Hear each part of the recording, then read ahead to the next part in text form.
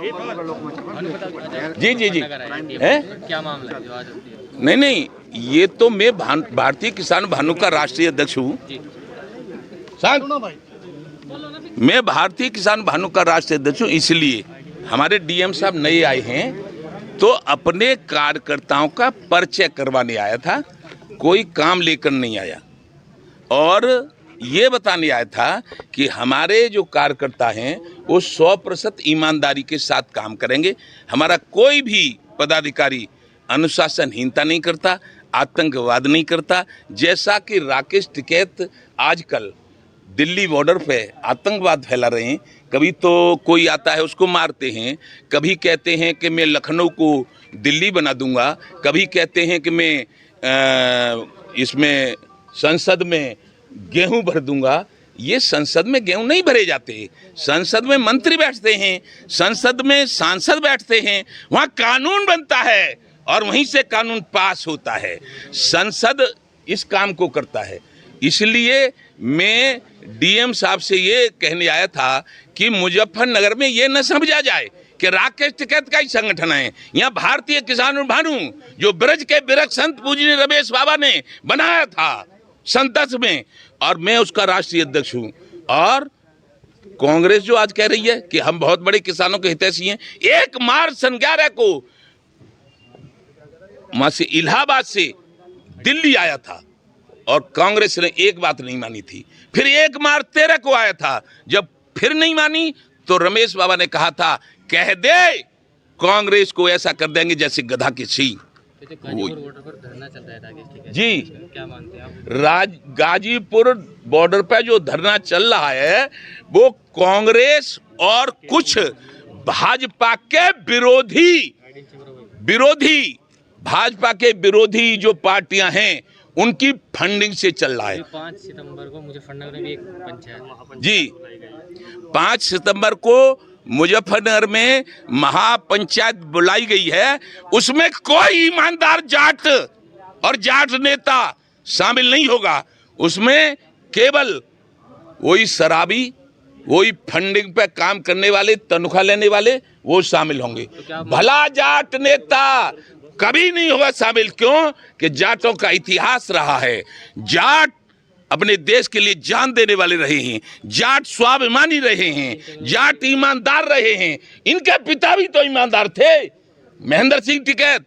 लेकिन ये तो जाने कहां से आ गए, जाने कहां से आ गए भाई, इतना आतंकवाद फैला रहे। आपने किसान नेता राकेश टिकैत हैं बयान जारी किया था, वो क्या मतलब? कौन सा बयान? अभी बोला था कि रतनपुरी में मतलब क्या था? वो जैसे हैं वैसे बताता हूँ। तो क्या आप ये मानते हैं राकेश टिकैत ईमानदार जाट नेता? नहीं, राकेश टिकैत के अंदर ईमानदारी तो रही नहीं। राकेश टिकैत ने जब से कमान संभाली है तभी से दलाली शुरू कर दी है। प्रॉपर्टी की दलाली, वहाँ अथॉरिटियों पे दलाली, सड़क में दलाली और टोलों पे दलाली। कहाँ से ईमानदार आए वो? बेईमान, 100% बेईमान राकेश टिकैत, 100% बेईमान। क्या आप मानते हैं कि जो लाल किले पे घटना हुई थी वो गलत थी? लाल किले पे जो घटना हुई थी वो 100% गलत और 100% आतंकवादी जो करते हैं वो किया गया था। लाल किले पे दूसरा झंडा फहराया गया था, वो नहीं फहराना चाहिए था।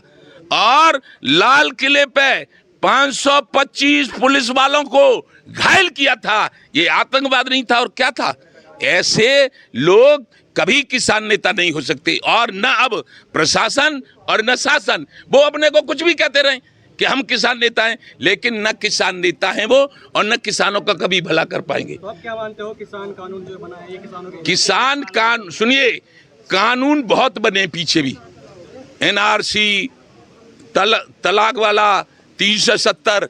यदि हम मानव हैं, हम देश प्रेमी हैं, हमारा नारा है, किसानों ने ललकारा है, हिंदुस्तान हमारा है, तो इस हिंदुस्तान को हम बिखरने नहीं देंगे। यदि हम इन कानूनों को वापस लेने की मांग करते हैं तो और कुछ लोग जो पीछे कानून बने उनको वापस लेने की मांग करेंगे। देश में एकदम अराजकता फैल जाएगी। इसलिए हमारी मांग है किसान, ये कानून बने रहने दो, हमें कोई दिक्कत नहीं है। किसान आयोग का गठन हो जाए, किसान आयोग की सहमति से किसानों के हित में काम हो, चाहे एमएसपी बने तो किसान का सहमत ली जाए, लेकिन किसान आयोग बनना भारत के किसानों के लिए अति आवश्यक हो गया है।